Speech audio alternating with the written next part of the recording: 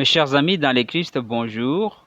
Aujourd'hui, je voudrais répondre à la question pourquoi l'Église est l'épouse du Christ? Pourquoi l'Église est l'épouse du Christ? Donc là, si l'Église est l'épouse du Christ, le Christ ou bien Jésus-Christ est l'époux de l'Église. Tout d'abord, il faudrait savoir que si nous appelons le Christ, si nous appelons l'Église l'épouse du Christ, donc là, Christ devient l'époux de l'Église. En fait, c'est une question qui crée toujours des confusions parce que nous appelons aussi le Christ notre frère parce que nous sommes les enfants de Marie. Marie est mère de l'Église. Donc, dans ce sens, Jésus-Christ, qui est le fils de Marie, est notre frère. Pourtant, aujourd'hui, nous allons répondre à la question pourquoi l'Église est l'épouse du Christ. On va donc lire pour soutenir notre réponse. Nous allons lire un document, quelques documents tirés du catéchisme de l'Église catholique. Donc là, ce sont des documents qui sont tirés du catéchisme de l'Église catholique. Oui, dans les catéchismes de l'Église catholique, l'Église est décrite comme l'épouse du Christ, une image utilisée pour exprimer l'intimité et l'unité qui existe entre le Christ et son Église, forgée dans un amour et une fidélité mutuelle. Cette union est établie par l'alliance de Dieu avec son peuple, symbolisée dans le mariage. Le mariage et l'alliance. On va donc expliquer le mariage et l'alliance. La métaphore de l'épouse est une référence au lien du mariage qui établit les conjoints dans une communauté de vie publique au sein de l'Église. Le Christ, l'époux, a donné sa vie pour que l'Église, son épouse, soit sanctifiée.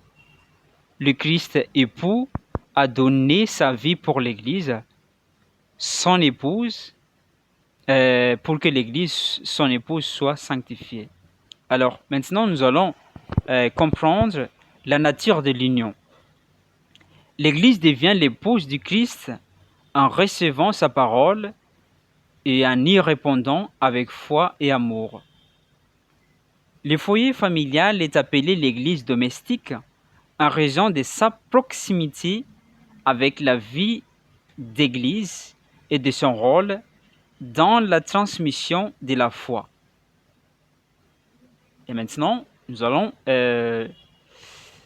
soutenir, bien, nous allons essayer de comprendre la sainteté de l'Église. La sainteté de l'Église provient de l'amour et de la livraison du Fils de Dieu qui la sanctifie et la rend source de sainteté pour les autres. Donc là, en résumé, l'Église est l'épouse du Christ dans le sens où le Christ la purifie et l'aime avec un amour inconditionnel, la préparant pour l'union finale. Voilà donc quelques explications pour répondre à la question pourquoi l'Église est l'épouse du Christ. Pourtant, nous allons continuer notre lecture. Alors, il ne faut jamais oublier que quand deux personnes, l'homme et la femme, forment une famille, donc là, ça devient, les deux personnes forment un seul corps. Donc là, Christ, avec l'Église, donc c'est un seul corps, forme un seul corps. Alors, nous allons expliquer, continuer notre lecture avec toujours avec des explications tirées du catéchisme de l'Église catholique. Un seul corps, c'est-à-dire le Christ et l'Église.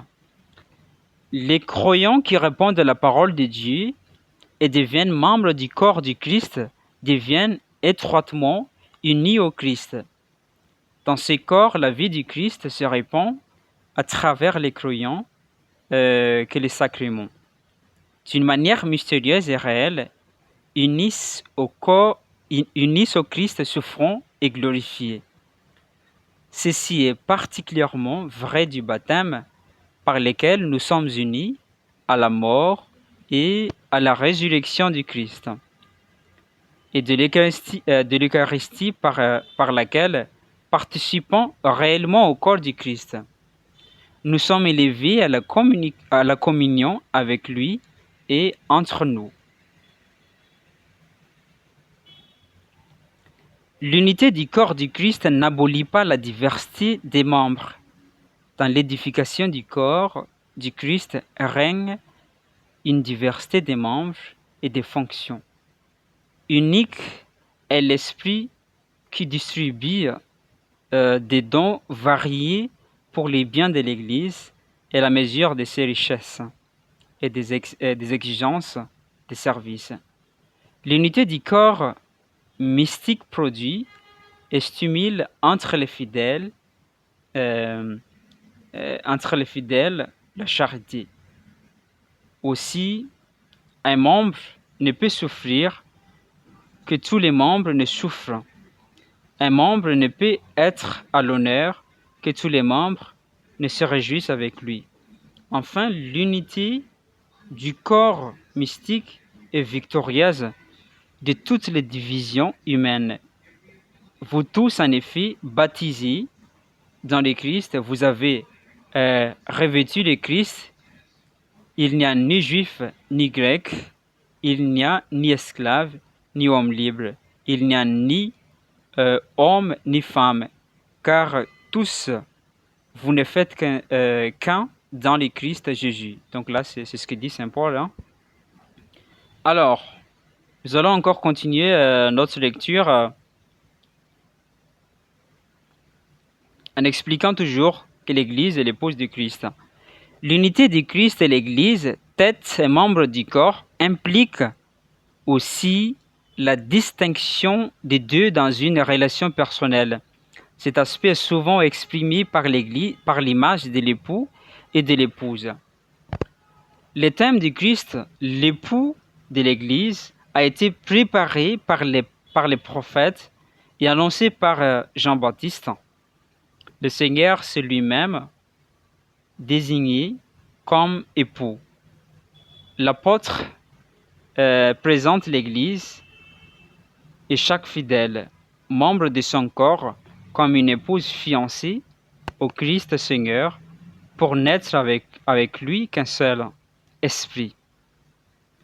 Elle est l'épouse immaculée de l'agneau immaculé, que le Christ a aimé, pour laquelle il s'est livré afin de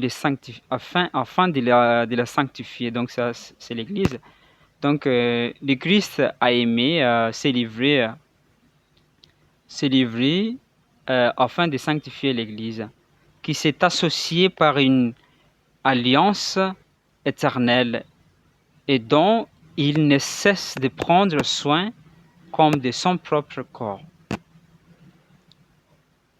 Donc, encore, voilà le Christ total, tête et corps, un seul formé de beaucoup, que ce soit la tête qui parle, que ce soit les membres, c'est le Christ qui parle.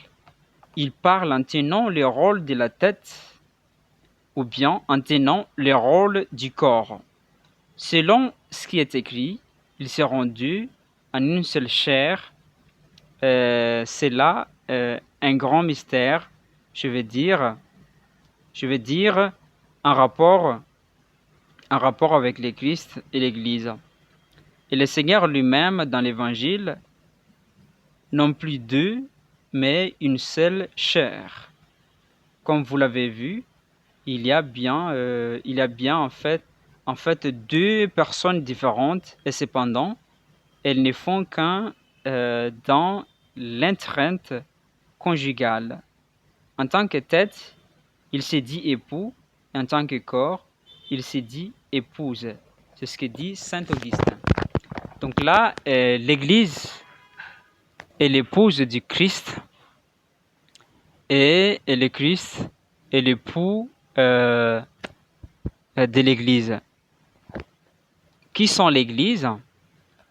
Non, la question c'est qui est l'Église? L'Église, en fait, c'est nous.